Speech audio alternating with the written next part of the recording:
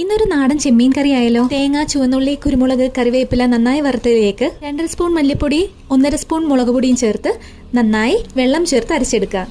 ഇനി കറിച്ചട്ടിലേക്ക് 3 സ്പൂൺ വെളിച്ചെണ്ണ ഒഴിച്ച് അതിലേക്ക് 2 കഷ്ണം ഇഞ്ചി അരിഞ്ഞതും ചുവന്നുള്ളി, പച്ചമുളക്, മുരിങ്ങയ്ക്ക ഈ രീതിയിൽ കട്ട് ചെയ്തിടുക. ഇതിലേക്ക് കറിവേപ്പിലയും ചേർത്ത് ഒപ്പം ബാക്കി എടുത്തു വെച്ചിരിക്കുന്ന വെജിറ്റബിൾസ് ആയ ക്യാരറ്റ്, ഉരുളക്കിഴങ്ങ്, പടവലങ്ങ ഞാൻ അതിലേക്ക് ചേർത്തു. നിങ്ങൾക്ക് ആവശ്യമായ എന്ത് വെജിറ്റബിൾസ് വേണേലും ചേർക്കാം.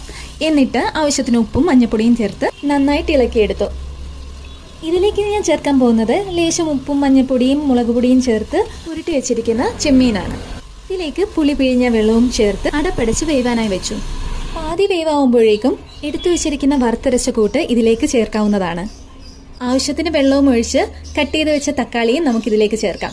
ഉപ്പ് പാകത്തിനുണ്ടോ എന്ന് നോക്കിയിട്ട് നമുക്ക് വീണ്ടും അടച്ചു വെച്ച് വേവിക്കാം. അവസാന ഘട്ടമായി കുറച്ച് ഉലുവപ്പൊടിയും ചേർത്ത് കടുവും വറുത്ത് എടുത്തു കഴിഞ്ഞാൽ സ്വാദിഷ്ടമായ ചെമ്മീൻ കറി റെഡി.